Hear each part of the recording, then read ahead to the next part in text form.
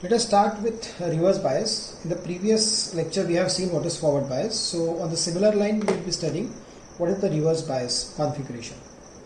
So if I want to define the similar line, I will define it as a reverse bias is a configuration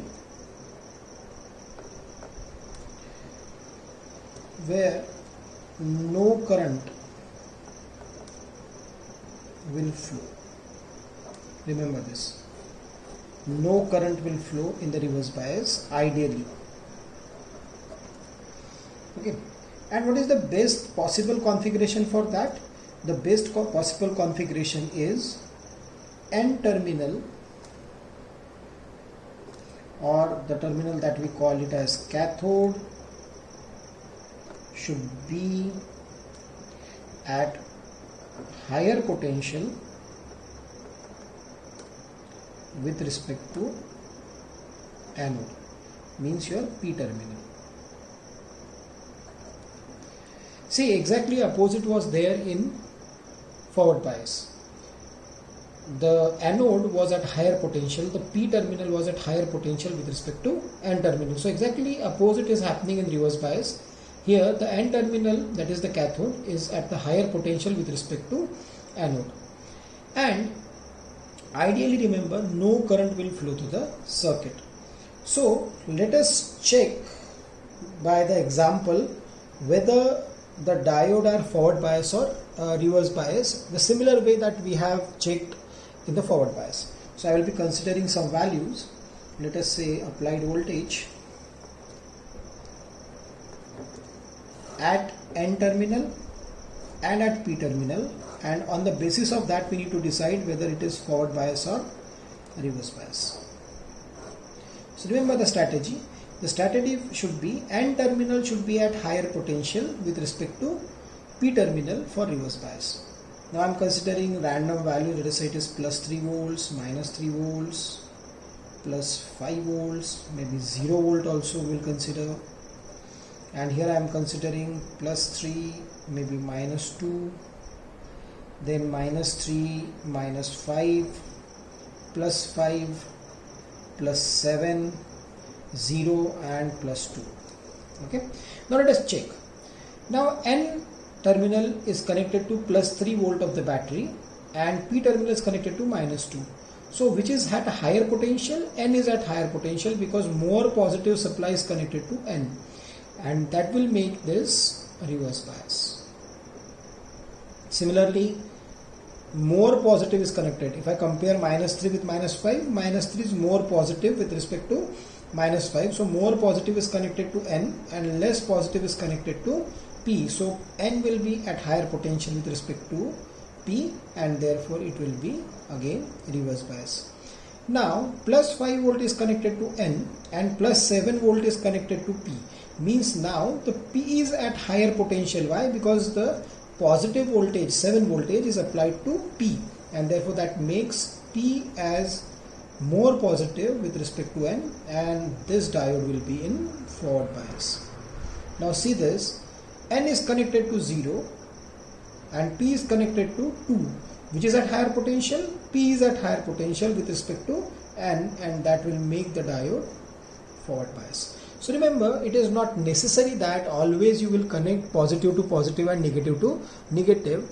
By changing the configuration also you can get the forward bias and reverse bias. The only thing that you need to remember is in forward bias the current will flow, and in reverse bias the current will not be flowing. Okay. So now let us move and see the operation of reverse bias, how the reverse bias is going to operate. Okay. See, now I will be in detail telling you the operation of reverse bias PN junction diode. For that purpose, we will draw again a semiconductor bar.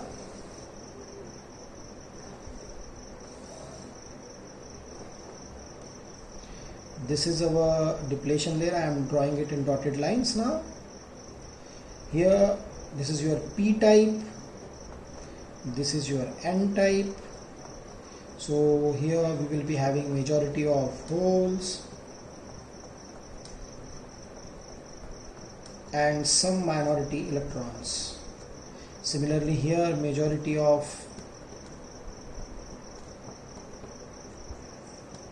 electrons and some holes. Here, hole electron pair combination, they have combined with each other and became neutral. So this is your depletion region. Okay. Now to make it reverse bias, I need to have a combination where N type will be at higher potential with respect to P type. So let us connect it to battery now, and that battery polarities will be in such a way that N should be at higher potential. So I will be connecting negative, positive, negative, positive. So positive terminal is connected to N and negative terminal is connected to P. So N is at higher potential with respect to P, and which makes this diode reverse bias. Now see what will happen. Now this negative voltage is applied at this point and the positive voltage is applied at this point. Right? Now what will happen, this negative voltage applied will attract the holes, because holes are positive charge carriers, so they will be attracted towards the negative charge and they will start traveling away from the junction. See, this is the junction, right? So the holes will be traveling now. It will not be traveling towards the junction, but it will be traveling away from the junction, because strong negative charge or negative voltage is applied at the P type. So that negative potential is going to attract the positive potential holes. Holes are positive charge particles, so those positively charged particles will get attracted towards the negative terminal of the battery and they will move away from the junction. Similarly, the positive voltage applied at the N terminal will attract the majority of electrons away from the junction. See this. So they are not moving towards the junction, but they are moving away from the junction, and that will cause the depletion region to widen its space. So now the depletion region is not reducing. In the case of forward bias, what we have seen, that valley needs to be filled, means we need to reduce the depletion layer, we need to eliminate it, and then the holes will travel from P to N and electrons will travel from N to P. But here what is happening, the exact opposite thing. Okay, now the depletion width, the depletion layer width is not reducing, but what it is doing, it is increasing. See, the valley is not closing down, but it is widening. See, it is increasing like this. Why? Because the holes here are getting attracted towards the positive charge, and electrons here, they are attracted towards the negative charge. So now what is happening, the valley is not reducing, but it is getting increased. Okay, and we can say that therefore the depth of or the width of the depletion region is increasing. So see what happens here, what you need to do here, what you need to remember. See, we will note down the points. The first point is you need to connect positive terminal of battery to N type, that is cathode, and negative terminal of the battery to P type, that is anode of the diode. Okay, now what will it do? See, the positive supply at P type will attract positively charged holes away from the junction. Similarly, negative supply at N type will attract electrons away from junction. And what it will result in? It will result in increase in the width of depletion region. So this depletion region width is not narrowing now. This depletion region width is increasing. It is getting enlarged. And therefore, now the electrons and holes cannot cross the junction and go to the opposite side, and therefore current will not flow in this. Okay. But see this, there are some minority charges. See this. Here there are electrons and here there are holes. Now this negative charge will repel these electrons to go to the N type, and holes will come to P side. Remember this. These are the minority charge carriers.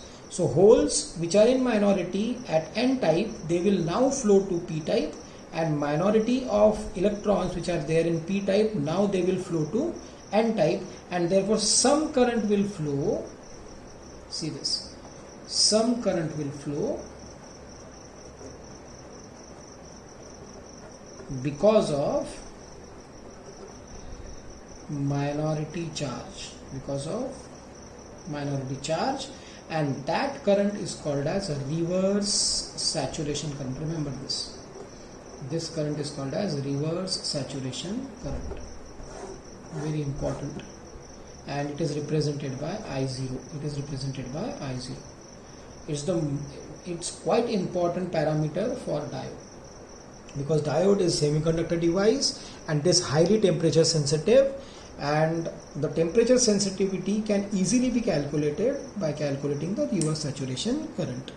I will tell you in the course of time when we will be looking at the expressions. I will be telling you how this reverse saturation current and the temperature is related to each other.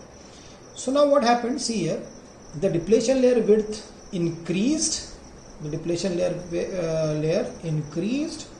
and therefore the current stopped flowing because of majority charge carriers, but some current is flowing because of minority charge carriers, because minority charge carrier electrons are flowing to the P type, N type, and minority charge carrier holes are flowing to the P type, and that small current, because it is because of minority charge carriers, only few electrons and holes are there in the minority and they are constituting the current, and that current is called as reverse saturation current, I0. Okay, now this is about reverse bias. Now see what will happen. Still, if you apply the voltage, that is negative voltage to P type and positive voltage to N type, what will happen? Now the holes will travel like this and then enter the junction. Electrons will travel like this and enter the junction like this. So if if more negative voltage is applied from the battery, what will happen? This junction will break down. This junction is going to break down. So junction will break down, and once the junction is broken down, now there is no barrier for electrons and holes to stop flowing from P type to N type and N type to P type, and therefore after breakdown large current flows. Remember this, large current flows. So till certain voltage, till certain negative voltage, only minority current will flow. That current is called as reverse saturation current. But if too much of negative voltage is applied, that will break down the junction, and once the junction is broken down, now electrons and holes are now free to move to other part, like holes will move to the second part, the electrons will move to the other part, and therefore they will constitute a large current after breakdown. Remember this. Okay. Now we will sum it up. We need to of course study it in details so that we can draw the characteristics of PN junction diode. So let us now sum it up, and I will be drawing the PN junction diode characteristics on the basis of zero bias, forward bias and reverse bias. So let us now see that. It is very important. Many times they asked you this question: draw the VI characteristics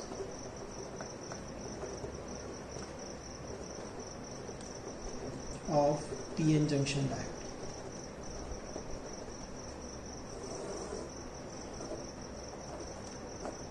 I will mark it as important question, and that important question they will ask you for 6 to 7 marks. Many times it is asked. Okay, so for this purpose what I will be doing is I will be considering 3 conditions. Remember this. One is a condition that we have studied called as zero bias, where the junction is formed. Second is forward bias, and the third one is reverse bias. Okay, now if to summarize the thing, here what happens, here junction is formed,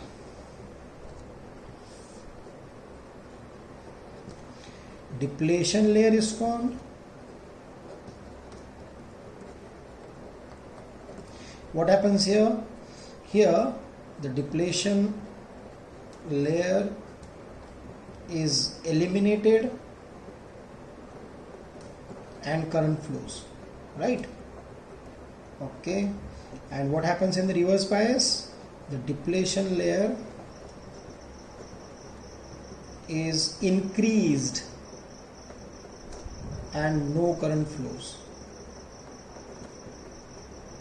Ideally, see, I'm writing ideally because practically I have told you some current flows and then after breakdown large current will flow.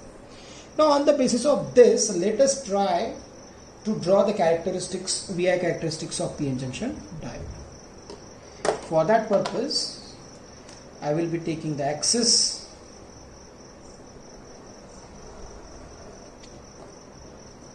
this is your y-axis, this is your x-axis, and voltage, the applied voltage will be on the x-axis, and the current flowing through the diode, it will be in the y-axis. So I am just defining it forward voltage, forward current, because they are positive, reverse current IR, and reverse voltage VR.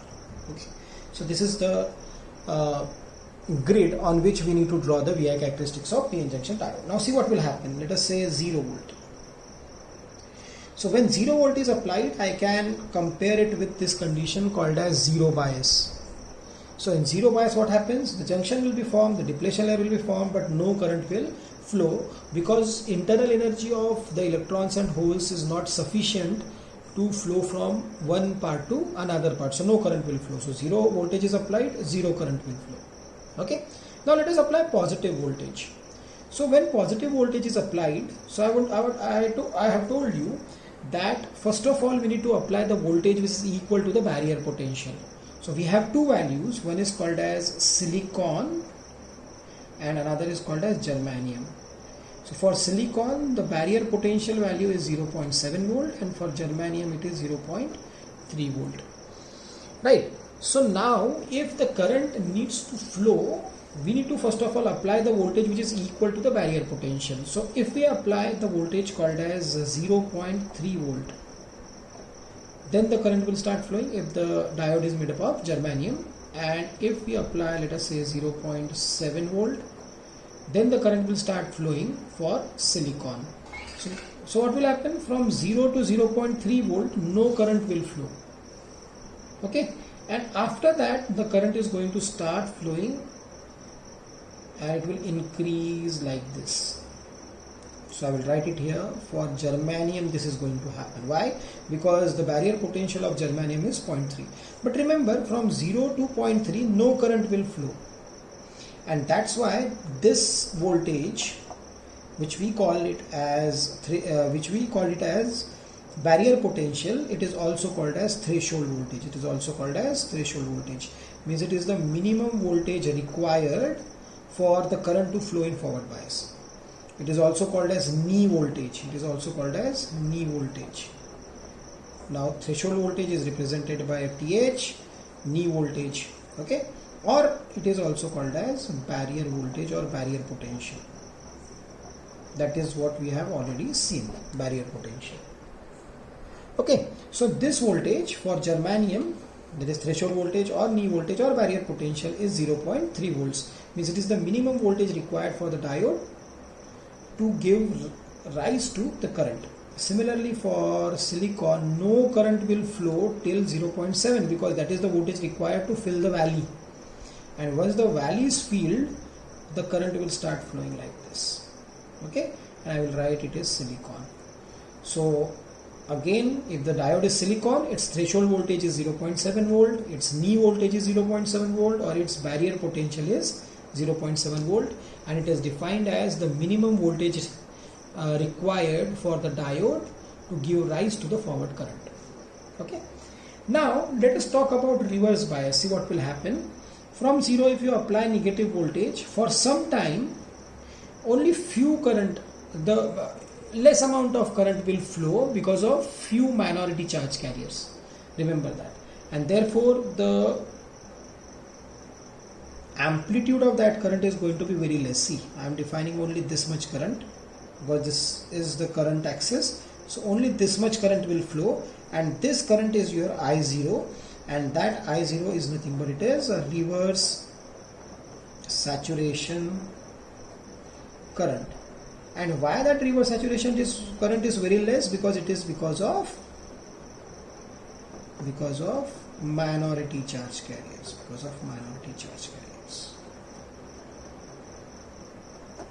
Okay, so only a small amount of current will flow. Okay, and now I am considering this voltage to be your breakdown voltage. I am defining it as VB, so I will write it here. VB is what?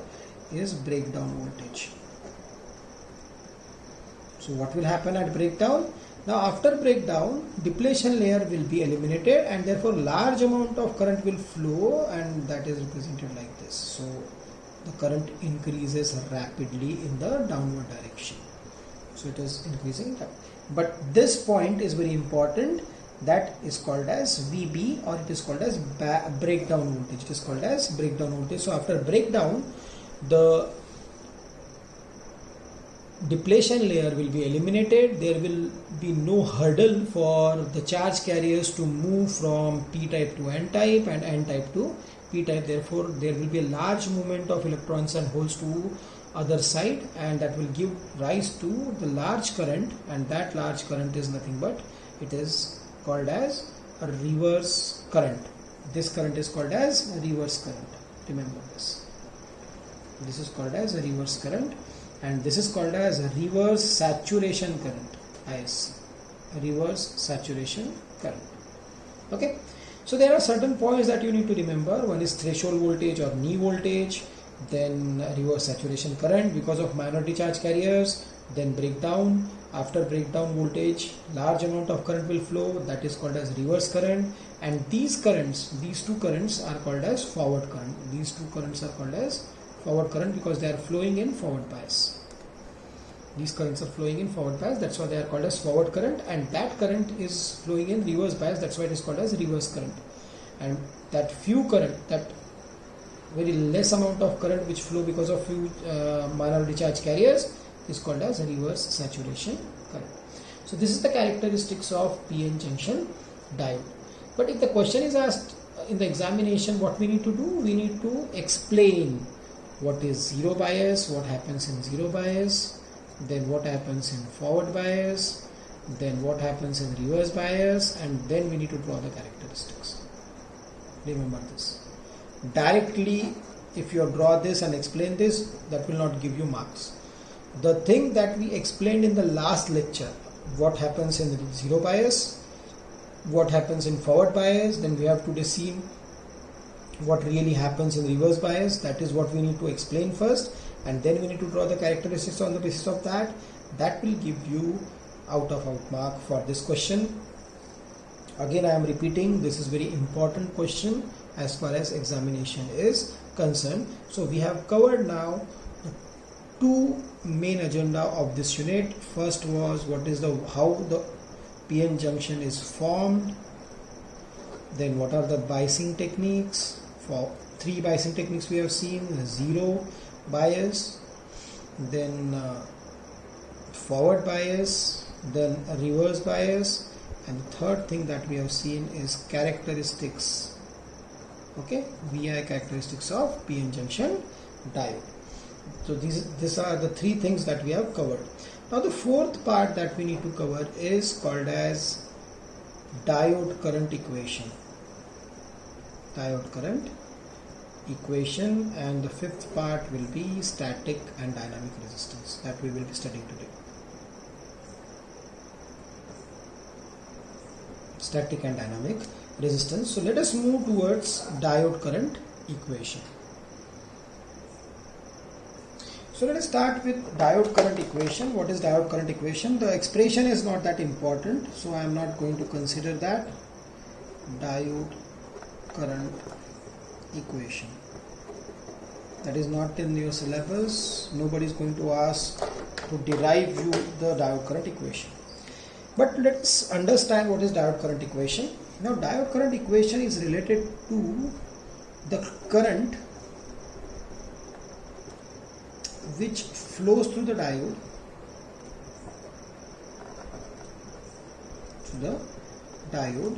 when it is A, forward bias, B, reverse bias. So this is what we need to see. We have seen that when we apply forward bias, the current flows because of majority charge carriers, and that current, it flows in first quadrant. See this, I will show you this characteristics again. In the forward current flows in first quadrant, and the reverse current, it flows in third quadrant. This is your first quadrant and this is your third quadrant, right? So first quadrant and third quadrant. So this is negative value and this always be a positive value. So when the current flows in forward bias, it is because of majority charge carriers, and that is called as positive current, or it is also called as whole current because it is of positive nature. Then the reverse bias, the current flows because of minority charge carriers, and that is called as reverse saturation current for few negative voltage, and after that it is called as a reverse current. After that it is called as reverse current. So two current flows in reverse bias and one current, that is forward current, flows in forward bias. So how to write its equation? Remember this. So I am starting with forward bias. The forward bias or the forward current of the diode is given by ID, the diode current, equals to I0 into e to the power V upon eta Vt minus 1. I will be telling you what is that. See, I will explain each and every term now. Here, what is ID? ID is representing your diode current. What is I0? I0 is representing a reverse saturation current. Remember this, okay? This is because of minority charge carriers. Then I will come to this is exponential. See this V. Now this V represents applied voltage. V represents applied voltage. Then see this eta. This is eta. That eta represents a constant depending on material. Depending on material means either you have used germanium or silicon. So if you have used germanium, the value of eta is 1, and if you have used silicon, the value of eta is 2. These are constant values, they never change. Remember this. Eta value is equal to 1 for germanium and eta value is equal to 2 for silicon. Now let us come to Vt. Now what is a Vt? Vt is nothing but it is volt equivalent of temperature. It is volt equivalent of temperature. Now how to calculate that? That is calculated as your temperature at which the diode is operating in degree Kelvin divided by 11600. This formula is again similar for every value. Okay? So that is VT, volt equivalent of temperature, T in degree Kelvin divided by 11600. By this formula you can calculate the volt equivalent of temperature for any temperature. We can calculate its equivalent voltage. Okay, and 1 is again a number, so we need not to write. See this again, the forward current means the current which flows in forward bias. Remember, in forward bias of the diode is given by ID is nothing but it is diode current, which is equal to I0, reverse saturation current, in the bracket e to the power V is applied voltage, upon eta is constant depending on material, its value is 1 for germanium and 2 for silicon. Then VT, which is volt equivalent of temperature, given by T in degree Kelvin divided by 11600. So by this formula you can calculate the forward current of the diode. Okay, now let us go for reverse bias. What happens to, or how we can calculate the current flowing through the diode in the reverse bias.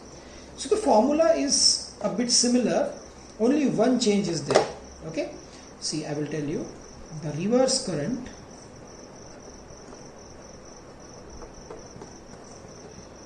flowing through the diode is given by, see the formula. Now I am writing diode current only, ID, between reverse bias. Okay, so it is I0 as it is, E as it is. Now the V is replaced by minus V, because minus voltage will give us the reverse bias. If the voltage applied is negative, then only the reverse bias will happen. So now V is replaced by, see, this formula is same. Here it was V, here it is minus V, and the rest of the formula is same, eta Vt minus V. So similarly I will write here, what is ID here? It is reverse current. In this case V is the applied voltage.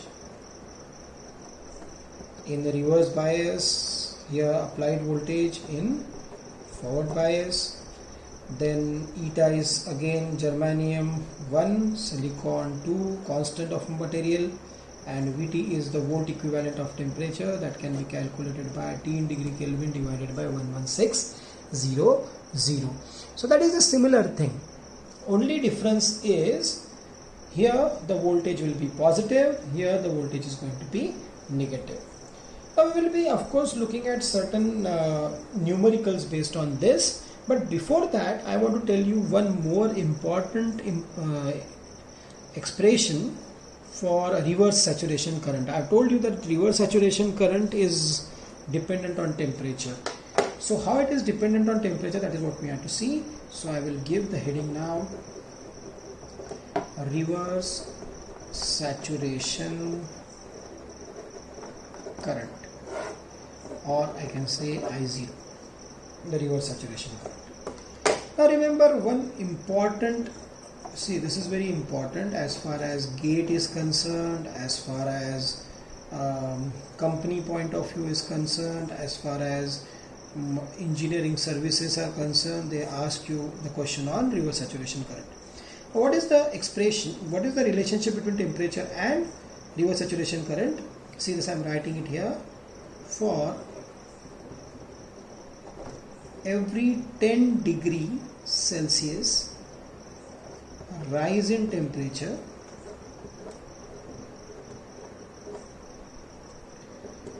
the reverse saturation current doubles its value. See the interesting thing. If the temperature increases by 10 degrees Celsius, the reverse saturation current doubles its value. Okay, now why the temperature is going to increase? See, I will consider now the PN junction diode. So this is my semiconductor bar. I will be drawing the junction here, neutral, holes,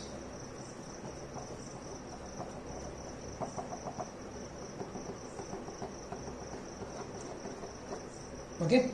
Now see what will happen when you apply the external power supply to it. Let us say forward bias or reverse bias, whatever we are applying to here. Now because of the positive supply, now this positive supply is going to repel these holes and they will move to p side, the electrons will move to n side, and therefore the current will flow. Now this movement of charge carriers, the charge carriers will move from one side to another side, from one side to another side. This movement of charge carriers will produce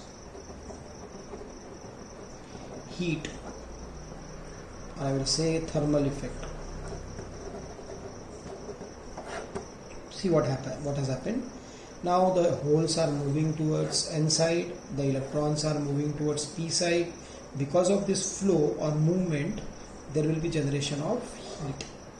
Let us say this heat give rise to 10 degrees Celsius. Let us say that heat has given rise to 10 degrees Celsius. The temperature has increased by 10 degrees Celsius because of this movement of electrons and holes. Now what will happen? I0 will be 2 times I0, because for every 10 degree rise in temperature, I0 doubles its value. When the movement of electrons and holes take place, it will give rise to heat. That heat will constitute, let us say the heat will increase and it will give increase of 10 degrees Celsius. Then what will happen? The I0 value is going to double. The formula of current ID is I0 into e to the power V upon eta Vt minus 1. That is what we have seen in the last slide.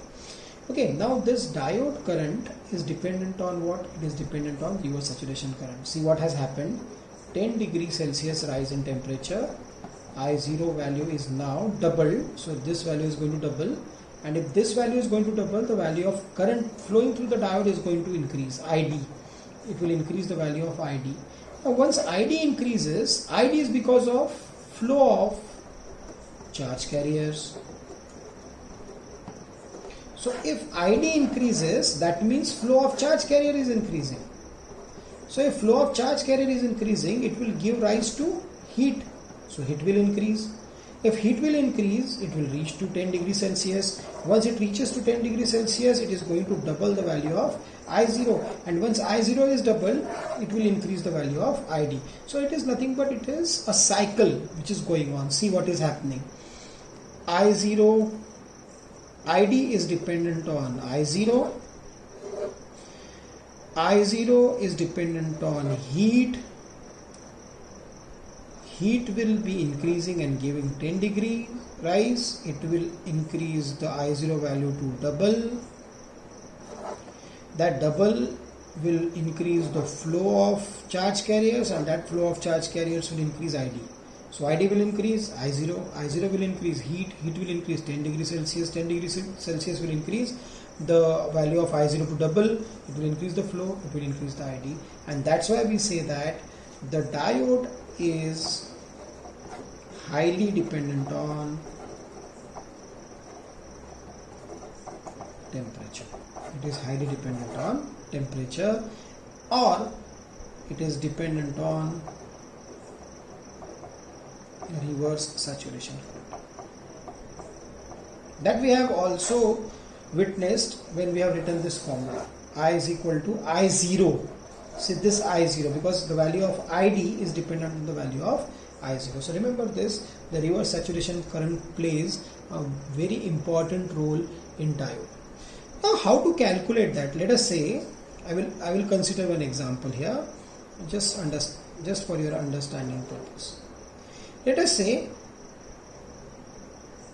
diode current ID1 is flowing through the diode when temperature is T1 degree Kelvin and the reverse saturation current is I01. See, ID1 current flows through the diode at T1 degree Kelvin when the value of I0 is I01. Now if temperature increases, let us say by 50 degree,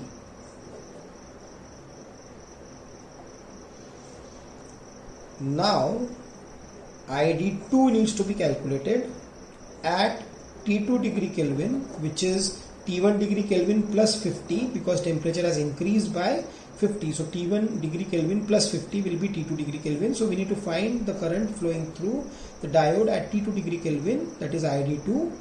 And for that purpose, now I0 will be increased to I02. So we need to calculate I02. Because for every 10 degrees rise in temperature, the value of current is going to increase. So we should have a formula for the original reverse saturation current and the reverse saturation current at some different temperature. So a formula is there that I will be writing it here, by which you can calculate. So I'll write it in red color so that you will understand. Let us say I am calculating I02, which is at T2 degree Kelvin, which is equal to I01, which was our original value of I0 at T1 degree Kelvin, multiplied by 1.07. This is the factor which is calculated on the basis of this principle. For every 10 degree rise in temperature, the I0 value doubles its value. Remember this.